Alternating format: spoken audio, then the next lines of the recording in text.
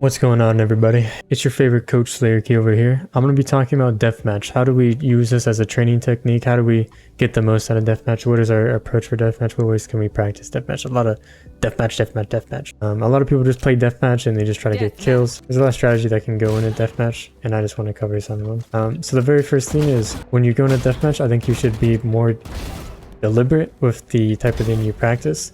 For example, if you want to practice crosshair placement, I would use something like the Guardian and Sheriff, and I would just run around and only focus on crosshair placement. Literally just stare at your crosshair the whole time and like, okay, is it head level right now? Is it still head level? Is it still head level? Am I adjusting to the elevation rate? How prepared was I to take fights with people? Only in terms of crosshair placement.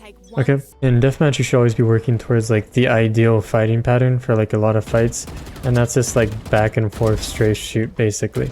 You want to try to maintain accuracy while doing that. You want to try to be comfortable with the timings inside that. But that's the next thing you should be doing when you train your movement, is just trying to do the back and forth. Most people just do like a left and right.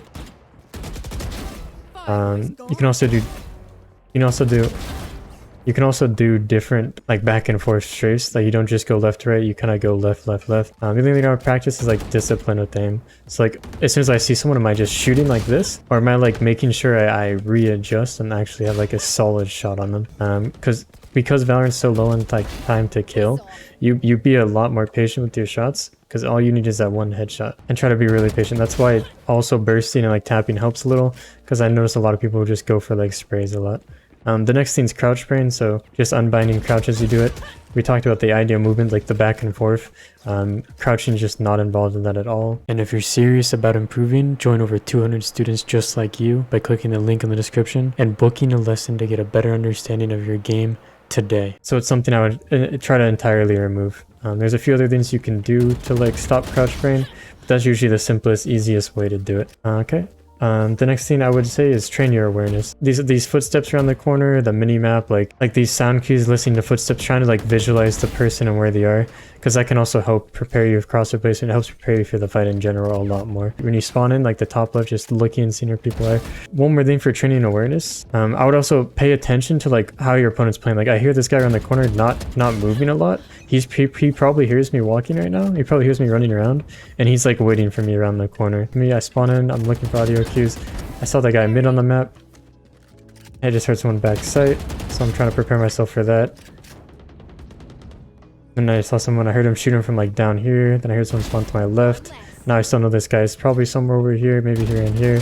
He was just holding me the whole time, and that should kind of be like your thought process if you're practicing awareness. The next thing I would recommend, again, this guy's not making sound, so I know he's just waiting for me. The next thing I would practice is like different guns. So primarily use the vandal. I mentioned sometimes using the Guardian and Sheriff. I would honestly really recommend nothing other than that, to be honest. And then there's three methods that I'd like to throw out there of like different things you can do in Deathmatch. So the first one's really popular, and it's the Miyagi method. The Miyagi method is just where you track people's heads and you don't kill them. That's something really good. So if I want to fight this Jet, I would just be doing this a lot. But you just spend like half the deathmatch doing that, and then you switch over to actually fight him. And people usually do it the Guardian Sheriff. And that's just a good way to build up some discipline. It's a good way to build up some awareness, and just like kind of hone in more in the game. The next thing I would suggest is just flat out turning out sound. So like you're focusing too much on cues, you're like holding angles too much. Just isolate the little thing of movement and aim. Just focus on that. Focus on taps bursting. This can also be good just to throw yourself in those more uncomfy situations. There's one more thing that's really good with turning off sound too, and it's pretending you're in a real game. So like if you're peeking mid, trying to clear mid, how exactly would you approach it? Like just kind of clearing every corner like someone could be there.